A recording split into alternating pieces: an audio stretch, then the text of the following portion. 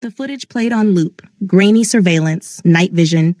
A girl stumbling into traffic on Udo's eastern edge, the part of Seoul where street cameras stopped working and nobody asked why. Kang Jun-hyuk sat motionless in the dark viewing room, hands folded, eyes fixed on the screen. His face held the expression it always did. Empty. Controlled. A mask so practiced it had become his actual face. Behind him, 3 men stood in silence. They had learned, over years of service, that Jun-hyuk's stillness was more dangerous than other men's rage. The footage reached the moment where the girl stepped directly into the path of the convoy. Cars screeched. Armed men poured out. She didn't flinch. Lieutenant Park shifted his weight. He was new enough to still find certain details disturbing, old enough to know better than to speak. But then someone did. "Boss?" Jun-hyuk didn't move. "Boss, is that you smiling?" The question hung in the air like a held breath. Park's throat went dry. He replayed the footage in his mind, frame by frame. Yes, there it was. In the back seat of the lead vehicle, barely visible through tinted glass, a smile. Not large, not warm, but unmistakable. No one had ever seen Kang Jun-hyuk smile. Not at weddings, not at victories, not even when rivals begged. Park looked at the others. Their faces had gone pale. Jun-hyuk leaned forward slightly, still watching the screen. When he finally spoke, his voice was quiet. "Rewind it." They did. He watched the girl step into the road again, watched himself lean forward in the car, watched his own face shift. Again, they obeyed. This time, when the footage reached that moment, Jun-hyuk stood. He turned to face them. No one had ever seen him smile before that night, Park would tell his wife later, breaking protocol, needing to say it aloud to make it real. And after watching that footage 12 times, I understood why. It wasn't the smile of a man who found something amusing. It was the smile of a man who realized he just made a catastrophic mistake. Before we dive into how this all began, make sure you're subscribed and hit that notification bell. This story gets darker, more twisted, and more dangerous with every part, and you won't want to miss what happens next. Trust me, by the end of this, you'll understand why that smile changed everything. Now, let's go back to the night it all started. 72 hours earlier, Amara's lungs burned. She'd been running for 11 minutes, long enough for adrenaline to turn into something more desperate. Her dress was torn at the knee, one shoe gone, hair plastered to her neck with sweat.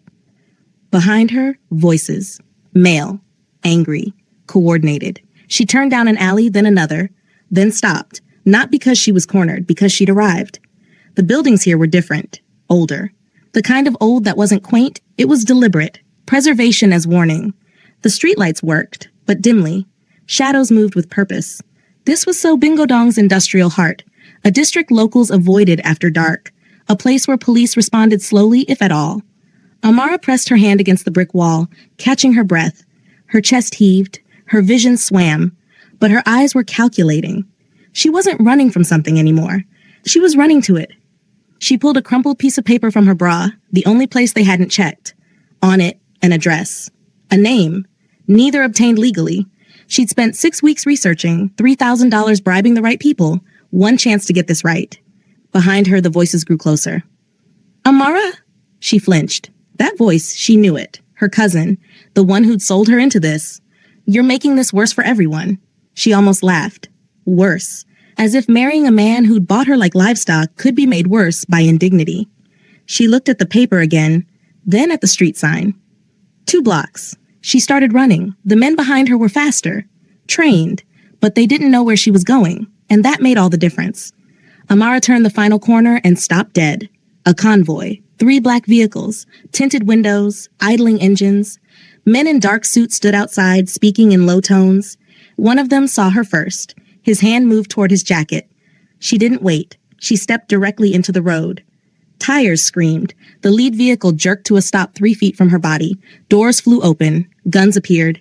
Behind her, her pursuers skidded into view, then froze. For a moment, the street held its breath. Amara stood between 2 worlds, both armed, both deadly, and she'd chosen this. If the rumors are true, she whispered to herself, this is my only chance. She didn't look at the men chasing her. She looked directly at the tinted rear window of the lead vehicle, and she said, clearly in Korean, "They lied to you about me." Not a plea, a statement. The kind of statement that assumed the listener already cared enough to be lied to. One of the suited men stepped forward, gun raised. "Move." She didn't. I said move. Kang Jun-hyuk, she said. The man's expression flickered, just for a second. That was all she needed to know. Inside the car, Jun-hyuk sat perfectly still. He'd been reviewing contracts when the vehicle stopped. Didn't look up at first. Stops happened. Obstacles, pedestrians, soul traffic. But then his driver spoke. Sir. That one word carried weight. Jun-hyuk looked up. Through the windshield, a girl, black, early 20s, barefoot on one side, dress torn. She looked like she'd run through hell. But her posture didn't match her appearance. She stood like someone who just made a chess move. Jun-hyuk's eyes moved to the men behind her. 5. Disorganized. Civilian clothes but military bearing. Private security. Hired muscle, not his. She stepped in front of us deliberately, the driver added. Jun-hyuk said nothing. Then the girl spoke.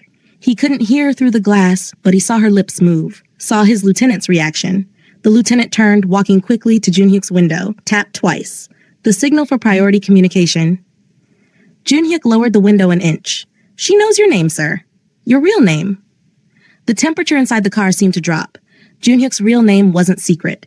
But it wasn't used. Not in business. Not on streets. Not by strangers who should have no access to anything beyond rumors. He looked at the girl again. She was staring directly at his window now. Not at the lieutenant. Not at the guns. At him. As if she could see through the tint. They lied to you about me, she'd said. Jun-hyuk leaned forward slightly. The girl's expression didn't change. No fear. No relief. Just waiting. And that's when it happened. His mouth moved. Just at the corner. A smile. Small. Almost invisible. But there. He caught his own reflection in the side mirror and stopped immediately, face returning to stone. But it was too late. His driver had seen it. The damage was done. Jun-hyuk had built his life on predictability. Not his own. Other people's. Fear was predictable. Greed was predictable. Desperation could be mapped like weather patterns. He'd survived 14 years at the top of Seoul's shadow economy because he understood one fundamental truth. People were only dangerous when you didn't see them coming. This girl had appeared out of nowhere, stepped into traffic, used his name, and done it all with the confidence of someone holding cards she shouldn't have. That should have made him angry. Instead, he'd smiled, because anger was for threats you understood. The smile was for something worse. Alarm, disguised as amusement. Jun-hyuk opened the car door himself, something he never did. His men tensed. He stepped out slowly, adjusting his cuffs. The girl didn't move. Up close, she looked even worse. Sweat, dirt, a bruise forming on her cheekbone. But her eyes were sharp. You know my name, he said in English, accent minimal. I know a lot of things. That's unfortunate for you. Maybe. She glanced at the men behind her. They'd stopped advancing but hadn't retreated. Waiting. Those men work for someone who thinks they own me, she said. And you're here because you're the only person in Seoul they're more afraid of than angry at. Jun-hyuk studied her. You're assuming I'll help you. I'm assuming you'll be curious.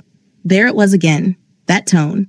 Not begging, not bargaining, negotiating from a position she didn't have. What makes you think I'm curious, he asked. She tilted her head slightly.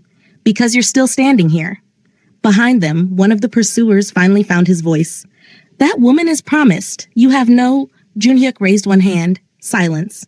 He didn't even look at the man. You're chasing her through my district, Jun-hyuk said quietly. That makes it my business.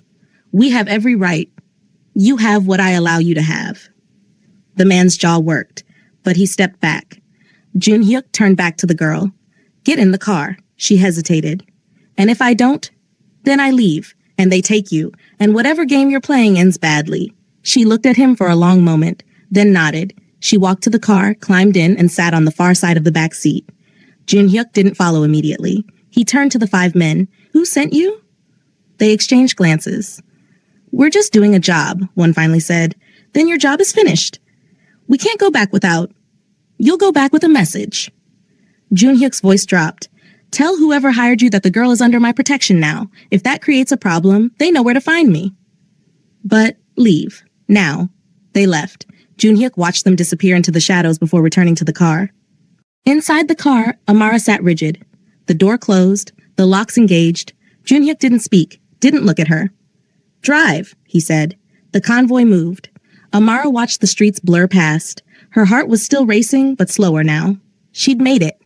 Step 1 complete. She glanced at the man beside her. Kang Junhyuk looked exactly like his photos, which was to say, he looked like every other Korean businessman in a suit until you noticed the details. The way his men moved around him, the way his stillness made the air feel heavier. "Thank you," she said. He didn't respond. "I know that cost you something." Now he looked at her. "You don't know anything about what it cost me." "Then tell me. Why would I do that? Because I'm the reason you smiled." His expression didn't change, but something shifted behind his eyes. "You noticed that." Everyone noticed that. He was quiet for a moment. Then, "Those men will talk." "Good." He raised an eyebrow. "Good? Isn't that how this works? Fear through reputation?" "Fear through reputation is effective until it becomes a target." He leaned back. "By tomorrow, every organization in Seoul will know I intervened in a civilian matter. They'll want to know why. They'll assume you matter." "Maybe I do. Then you've made yourself valuable, which makes you expensive to keep alive." Amara processed that. "You're saying saving me made me more dangerous." "I'm saying saving you made you a liability I now have to manage." "You could have killed them." "Yes, but you didn't." "No. Why?" Junhyuk looked out the window. "Dead men end stories. Living men spread them. So you let them go to spread fear." "I let them go to spread confusion." He turned back to her. "Fear is easy. Confusion is strategic." The car turned into an underground garage. Amara recognized nothing. "Where are we?" "Somewhere you'll stay until I decide what to do with you." "I'm not asking to stay. You don't have a choice." The car stopped. Doors opened. Amara was led into an elevator, then down a hallway, then into an apartment. It was smaller than she expected. Clean, minimal furniture. One window, bulletproof glass, she assumed. Junhyuk stood in the doorway. "You'll be safe here." "For how long?" "As long as it takes." "Takes for what?" He didn't answer. Instead, he turned to leave. "Wait," Amara said. He paused. "Why did you smile?" For the first time, his expression softened, barely. "Because you reminded me of someone." "Who?" "Myself. Before I learned better." He left. The door closed. Amara heard no lock. Amara woke to silence. Not the comfortable kind. The kind that pressed against eardrums and made you aware of your own breathing. She sat up slowly. The room looked the same as it had when she'd fallen asleep, or passed out more accurately. Her body had finally surrendered to exhaustion sometime after 3 a.m. Now, daylight filtered through the bulletproof window, weak gray, Seoul's winter morning. She stood, testing her legs, still sore from running. The bruise on her cheek had darkened overnight. She could feel it without touching. The apartment was exactly as sparse as she remembered. Couch, table, kitchenette. One closed door she assumed was a bathroom. No guards, no cameras she could see, no instructions. She walked to the front door, tried the handle. It opened. Amara froze. The hallway beyond was empty, clean, anonymous. She could walk out right now, down the elevator, out into Seoul, free. Except, she closed the door slowly and locked it from the inside, because this wasn't freedom. It was a test.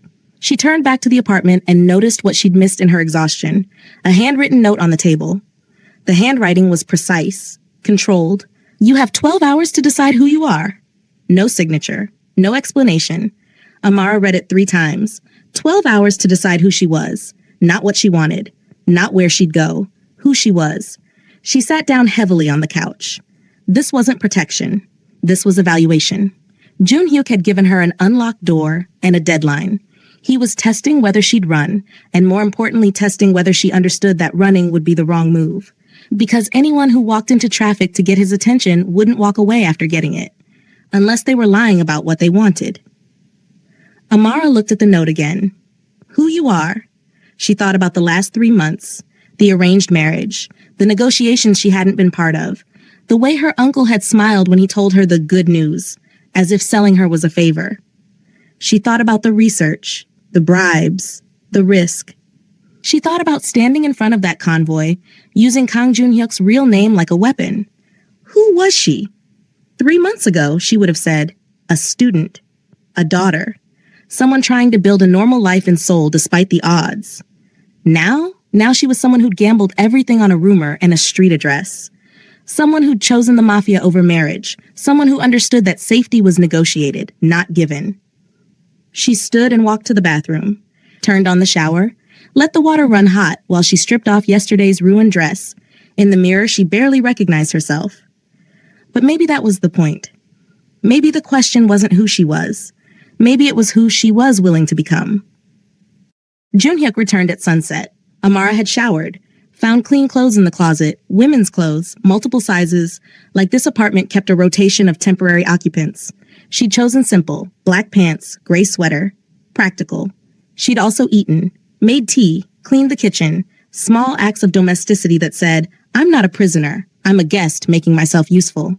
When the door opened, she was sitting at the table, hands wrapped around a cup. Junhyuk stopped in the doorway. You didn't leave. You knew I wouldn't. I suspected. He entered fully, closing the door behind him. He'd changed clothes too, still a suit but different. Charcoal instead of black, no tie. He looked tired. How long have I been here? Amara asked. 16 hours. Your note said 12. I was curious if you'd hold yourself to my timeline. Did I pass? He almost smiled, almost. You're still here, aren't you?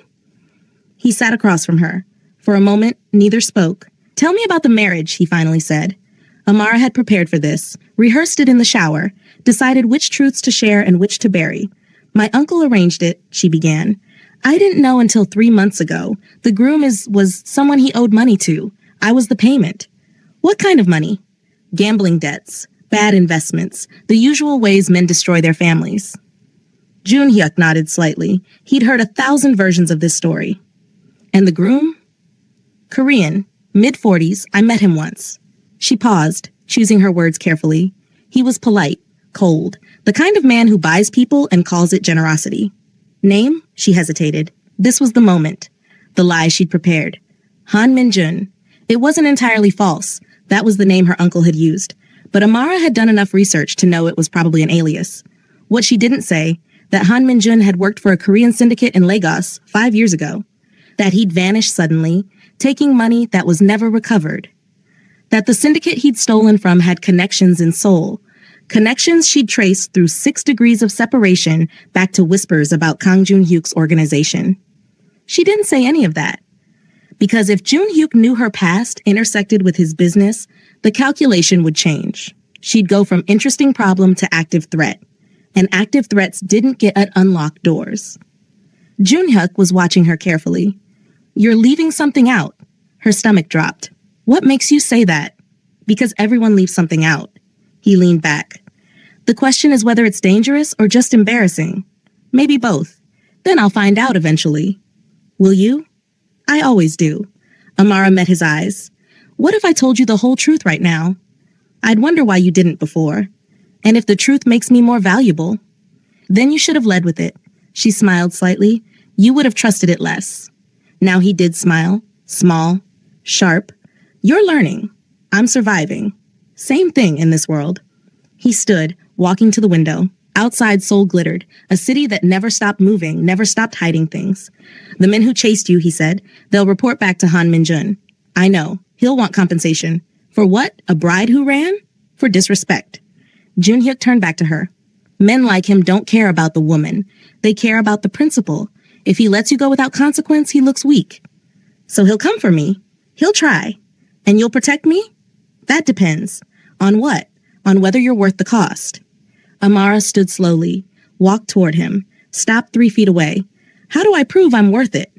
Junhyuk studied her face, the bruise, the determination underneath. You already did, he said quietly. When you used my name. That made me valuable. That made you expensive. There's a difference. Explain it. Valuable means I want to keep you. Expensive means I have to. He moved past her toward the door. One is a choice. The other is a liability. Which am I? He paused with his hand on the doorknob. I'm still deciding. He left. Amara stood alone in the apartment, heart racing. She'd passed another test, but she could feel the ground shifting beneath her, because Han Min-jun wasn't just a groom she'd run from. He was a ghost from Junhyuk's past, and she was the thread connecting them. The meeting room was underground, no windows, reinforced walls, the kind of place where conversations disappeared. Junhyuk sat at the head of the table. 6 men surrounded him, his inner circle, the ones who'd been with him since the beginning, when territory was measured in blocks instead of districts.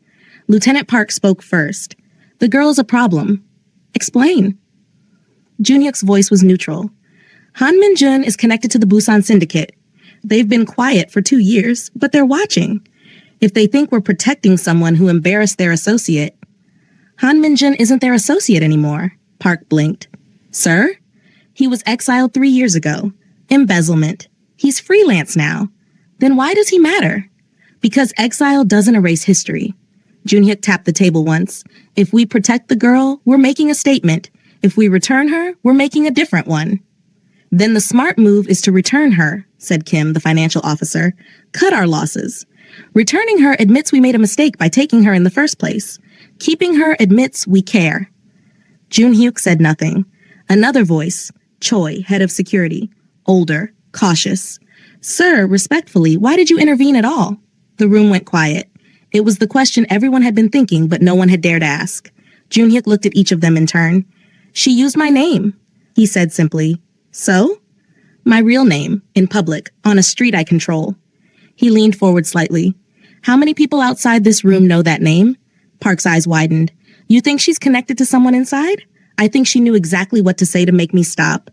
Then she's dangerous. Yes. So why is she still breathing? Junhyuk stood, walked to the corner of the room where a monitor displayed security footage, not from the street, but from the apartment. Amara sitting at the table, reading, calm. Because killing her doesn't answer the question. What question? Who told her my name and why? The room absorbed that. Kim leaned back. You're keeping her as bait. I'm keeping her as insurance. Against what? Against whoever's playing games I don't understand yet. Choi shook his head. This is dangerous, sir. If word spreads that we're protecting her, word has already spread. Junhyuk turned from the monitor. Those 5 men I let walk? By now, every mid-level operator in Seoul knows I intervened. The question isn't whether we're protecting her. The question is why. And what do we tell them? Nothing. Let them speculate. Park frowned. Speculation is dangerous. Speculation is controllable. Facts are permanent. Another pause. Then Kim spoke again, voice careful. Sir, when you stopped for her, in the car. He hesitated. The men said you smiled. Every head turned. Junhyuk's expression didn't change. Is that a question? It's an observation? Then observe silently. Kim nodded quickly, but the damage was done. The elephant was in the room now, visible to everyone. Kang Junhyuk had smiled. For a girl. In front of witnesses. Choi cleared his throat. If I may, sir, the real danger isn't that she's a weakness. Then what is it? The real danger is that people will think she's a weakness, and they'll test that assumption. Junhyuk returned to his seat slowly. Let them test it. Sir, if someone moves against her, it tells me who's brave enough to challenge me directly. That's valuable information. It's also a war we might not win. We'll win. How can you be sure? Junhyuk looked at the monitor again. At Amara, sitting alone, reading a book she'd found somewhere in the apartment. Because she's not what they think she is. Then what is she? He didn't answer immediately. When he finally spoke, his voice was quieter. She's the kind of person who runs toward the thing that scares everyone else. That's not weakness. He stood. That's weaponizable desperation. You're going to use her. I'm going to see if she can be useful. And if she can't? Junhyuk walked toward the door. Then I'll deal with her the way I deal with all expensive mistakes. He left them sitting in silence. 3 days passed. Amara fell into a strange routine. Wake up, shower, eat whatever appeared in the refrigerator overnight. Someone was restocking it while she slept, though she never saw who. Read, think, wait. Junhyuk visited twice more, both times brief, both times asking questions that felt like they meant something else. Do you speak Korean fluently? Conversationally. I'm better at reading it. Useful. Why? He didn't answer. Another time. The men who chased you, did they hurt you before that night? Define hurt. Answer the question. They scared me. Threatened my family. Does that count? Yes. She waited for elaboration. Got none. On the 4th day, he stayed longer. It was late, past midnight. Amara had been reading on the couch when she heard the door unlock. She'd learned to distinguish his footsteps from the guards who occasionally checked the hallway. His were quieter, more deliberate. He entered carrying a bottle of whiskey and 2 glasses. You drink? He asked. Sometimes. Tonight you do. He poured without waiting for confirmation. Handed her a glass. Sat in the chair across from her. They drank in silence for a moment. You're not a prisoner, he finally said. Could have fooled me. If you were a prisoner, you'd have guards. Locks. Fear. He gestured around the apartment. This is protection. Protection and imprisonment feel similar from the inside. Then you're not paying attention. Amara set down her glass. Explain it to me. Junhyuk leaned forward, elbows on his knees. A prisoner waits to be released. You're waiting to be useful. And if I'm not useful, then you become a prisoner. That's not reassuring. It's not meant to be. It's meant to be honest. She studied his face. He looked tired again, genuinely tired, not just the exhaustion that came from late nights. This was deeper, the kind that came from carrying weight no one else could see. How long have you been doing this? She asked. Doing what? Running an empire people pretend doesn't exist. He almost smiled. 14 years. That's young. That's surviving. How old were you when you started? 23. Jesus. No Jesus involved, just fear and math. He drank. Fear keeps people in line. Math keeps organizations alive. And what keeps you alive? He looked at her directly. The willingness to walk away from anything. Including me. Especially you. She should have felt afraid. Instead, she felt something else. Respect, maybe. Or recognition. You don't trust anyone, she said. I trust people to act in their self-interest. That's not the same as trust. It's better. Self-interest is predictable. Loyalty isn't. Amara picked up her glass again. The whiskey burned. Expensive burn. The kind that reminded you it cost something. Can I ask you something? You just did. Can I ask you something else? He gestured. Go ahead. Why did you really stop for me? Junhyuk was quiet for a long moment. When he spoke, his voice was different. Softer. Almost tired. Because you used my name like you knew what it meant. I did know what it meant. No. You knew the name. You didn't know what using it would cost. He set down his glass. But you used it anyway. That meant either you were desperate or stupid. And desperate people are dangerous. Stupid people are manageable. I needed to know which you were. What's the verdict? You're desperate, but you're also smart. That combination is rare. Is that good or bad? It's both. Outside, Seoul hummed. Even at this hour, the city never stopped. Cars, voices, life continuing despite everything. Junhyuk stood slowly. No one will touch you here, he said. Amara looked up at him. Is that protection or ownership? The question hung between them. For the first time since she'd met him, Junhyuk looked uncertain. Not afraid, not angry, just uncertain. As if the question had revealed something he hadn't expected to face. He turned toward the door without answering. Wait, Amara said. He stopped. That smile, on the first night, why did it scare your men so much? Junhyuk stood with his back to her for a long moment. Because they've seen me kill people without changing expression. His voice was quiet. Seeing me smile was worse. It meant I'd lost control of something. Had you? He looked back at her. His face was unreadable again, the mask back in place. I'm still deciding. He left. Amara sat alone with her whiskey, heart pounding. She'd just watched the most dangerous man in Seoul admit uncertainty. That should have made her feel safer. Instead, it made her feel like she was standing at the edge of something much deeper than she'd imagined. The call came at 4 a.m. Amara woke to voices in the hallway. Urgent. Controlled but tense. She sat up, listening. Men. Multiple. Moving fast. Then, Junhyuk's voice. Calm. Commanding. Secure the perimeter. No one in or out. Footsteps. Running. Silence. Amara stood, moving to the door, pressed her ear against it. Nothing. She was reaching for the handle when it opened. Junhyuk stood there, fully dressed despite the hour. Behind him, Lieutenant Park and 2 armed guards. Get dressed, Junhyuk said. We're moving you. Why? What happened? Han Minjun made contact. Her blood went cold. He knows I'm here? Everyone knows you're here. That was always inevitable. He stepped inside. What I didn't anticipate was his opening move. Which is? He's not asking for you back. Amara blinked. What? Junhyuk walked to the window, looking out at the city. Dawn was still an hour away. The streets below looked like veins, dark, pulsing with hidden movement. He sent a message through a proxy, very formal, very careful. He turned back to her. He wants to negotiate. Negotiate what? I'm the bargaining chip. That's what I thought too. But his message wasn't about you. It was about verification. Amara felt something shift in her chest. Verification of what? Junhyuk studied her face. He wants to confirm something only you can provide. I don't understand. Neither do I, yet. He moved closer. What did Han Minjun tell you about why he wanted to marry you? Nothing. My uncle arranged everything. I never spoke to him directly except once. What did he say that one time? She thought back. The meeting had been brief, uncomfortable. Han Minjun had looked at her the way people looked at furniture they were considering purchasing. He asked if I had family in Nigeria. And? I said yes. My father's side. I haven't seen them since I was a child. What else? he asked. She paused, remembering. He asked if my father had any business partners in Lagos, specifically Lagos. Junhyuk's expression darkened. What did you tell him? I said I didn't know. I was 8 when we left. I barely remember. She looked at Junhyuk. Why does that matter? He didn't answer immediately. Instead, he pulled out his phone, showed her a photo. Is this your father? Amara looked at the screen. The photo was old, maybe 15 years. A group of men in business attire, Nigerian and Korean, standing outside what looked like a warehouse. In the center, her father. She'd recognize him anywhere. Yes. How did you? This photo was taken in Lagos, 2009. Junhyuk zoomed in. Do you recognize anyone else? She looked closer.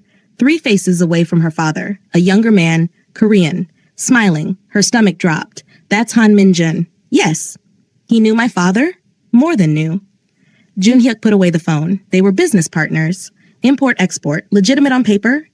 And off paper? Money laundering. Small scale. Mostly moving currency for mid-level operators who needed discrete channels. Amara sat down slowly. You're saying my father was. Past tense, the operation shut down in 2010. Your father disappeared, so did the money. My father didn't disappear. He died. When? 2011. Junhyuk nodded. Car accident. Lagos-Ibadan Expressway. She looked up sharply. How do you know that? Because I've spent the last 3 days researching your family. He sat across from her. Han Min-jun didn't want to marry you because your uncle owed him money. He wanted to marry you because he thinks you know where your father's money went. The room tilted. Amara's mind raced backward, her father's death. The sudden move to Seoul, her mother's silence about Nigeria, the way her uncle always had just enough money but never too much. I don't know anything about money, she whispered. He thinks you do. Why would he think that? Because the money that disappeared was part of a larger operation, an operation that belonged to someone else.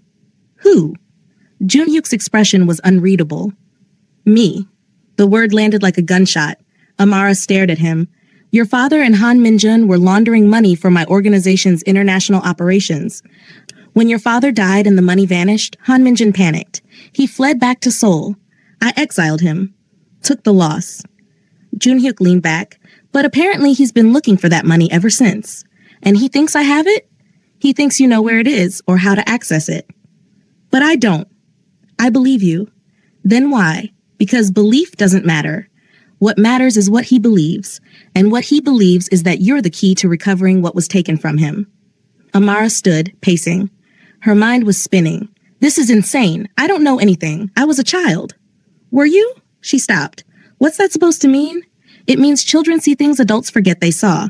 It means your father might have told you something that seemed innocent at the time but means everything now. He didn't. Are you sure? Yes. Then why did you come to me? The question stopped her cold. What? Junhyuk stood. You researched me, found my name, found my territory, walked into traffic to get my attention. He moved closer. Why me specifically? Because you were the most powerful. Seoul has a dozen organizations. Why mine? Amara opened her mouth, closed it, because why had she chosen him? The research had pointed her toward multiple options, but she'd focused on Junhyuk, spent weeks tracking his movements, his properties, his name. Why? And then like ice water, a memory, her father. The night before he died, she'd woken up late, heard voices, walked to his office. Through the cracked door, she'd seen him on the phone, stressed, sweating. He'd been speaking Korean. She hadn't understood most of it, but she'd understood one phrase. Junhyuk will kill me if he finds out. Oh, God. She looked up at Junhyuk. You're right, she whispered. I did hear something. His expression didn't change. What did you hear? My father. The night before he died. He mentioned your name. What did he say? That you'd kill him if you found out. Found out what? I don't know. The door was closed. I only heard pieces. Junhyuk was very still. And that's why you came to me. You remembered my name. Subconsciously, maybe. I don't know. She felt dizzy. This is insane. This is what Han Min-jun has been waiting for. What do you mean? He wasn't asking for you back. He was asking me to confirm whether you remember anything. Junhyuk walked to the window again. Which means he's been watching, waiting to see if I'd figured it out. Figured what out? That you're not a runaway bride. You're a witness. Amara's legs gave out. She sat hard on the couch. A witness to what? To whatever your father and Han Min-jun did with my money. Outside, the sky was beginning to lighten. False dawn. the city emerging from shadow. Junhyuk turned back to her. Han Minjin's message wasn't asking me to return you. It was asking me to confirm that you're valuable. And if you confirm it, then I've just told him you're worth the risk of starting a war. And if you don't, then I've told him I don't know what you're worth, which makes you expendable to both of us. Amara looked at him. So what are you going to do? Junhyuk checked his watch. I'm going to do what I always do. Create confusion. How? By letting you disappear. The plan was simple. Too simple. Amara would leave the apartment before sunrise. No guards, no escort, just her and the clothes on her back. Where will I go? She asked. Wherever you want. That's not a plan. It's the only plan that works. Junhyuk handed her an envelope. Inside, cash. A burner phone with 2 numbers programmed. One is mine, one is a safe house in Etowon. And if I'm followed, you will be followed. That's the point. She stared at him. You're using me as bait. I'm using you as information. He checked his watch. Han Minjin's people are watching this building. When you leave, they'll follow. That tells me how serious he is. And if they grab me, they won't. Not immediately. Why not? Because they'll want to see where you go, what you do, who you contact. He moved closer. You walking out of here alone sends a message that I'm done with you, that you're not worth protecting. So I'm disposable. So you look disposable. There's a difference. Amara wanted to argue, wanted to refuse, but she understood the logic. If she stayed, she was a prisoner with value. If she left, she was bait with purpose. Neither option was safe, but one option gave her movement. How long do I have? Before what? Before you decide I'm actually disposable. Junhyuk's expression softened, barely. Longer than you think. That's not reassuring. It's honest. He walked to the door, opened it. The hallway was empty. When you leave, don't look back. Don't run. Walk like you have somewhere to be. And if something goes wrong, use the phone. Press 1. I'll answer. Will you come? He looked at her for a long moment. Yes. She wanted to ask why. Wanted to know if this was strategy or something else. But there wasn't time. She took the envelope, walked to the door, stopped. Junhyuk, he looked at her. That smile on the first night. She held his gaze. You smiled because you recognized something in me, didn't you? He didn't answer immediately. When he did, his voice was quiet. I smiled because you reminded me what it felt like to gamble everything on one moment. Is that a good thing? I don't know yet. She nodded, turned, walked out. The elevator ride felt eternal. Amara counted floors, controlled her breathing, kept her hands loose at her sides, walked like you have somewhere to be. The doors opened to the parking garage. Empty. Concrete. The smell of oil and exhaust. She walked toward the exit, steady pace, not fast, not slow.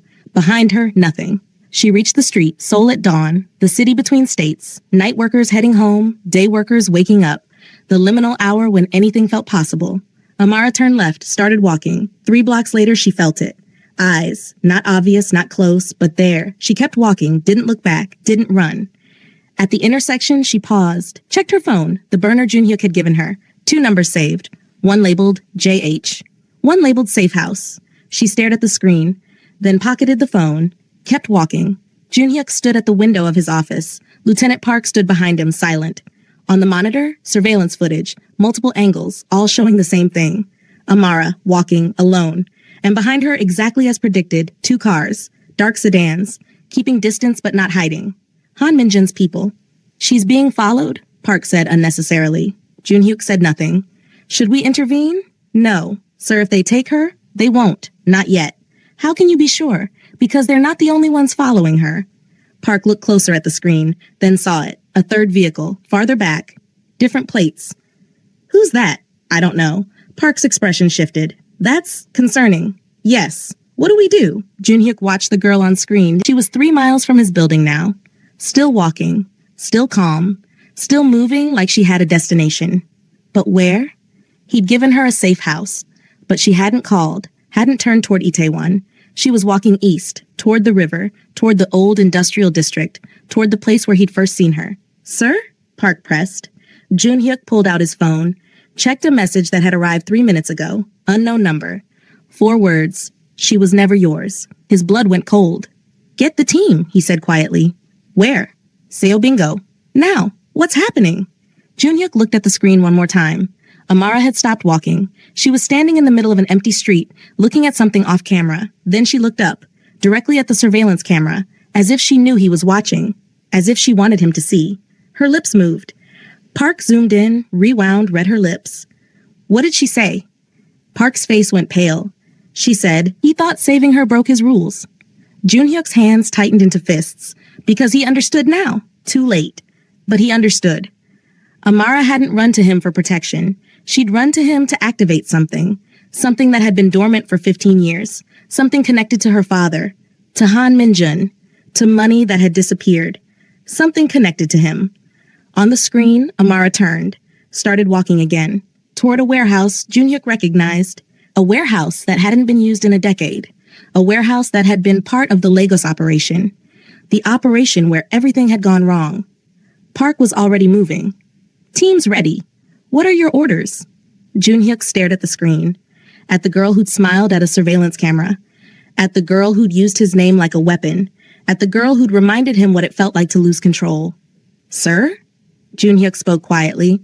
She was never the girl who ran away. Then what is she? He turned from the screen. His face was unreadable, but his voice carried something new.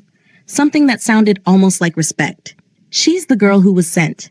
The monitor went black. And that's where we have to stop part 1. I know you have questions. Who sent Amara? What's really in that warehouse? What did her father do with Junhyuk's money? And most importantly, what happens when he realizes he's been playing her game, not the other way around? Part 2 is coming soon, but only if you subscribe right now.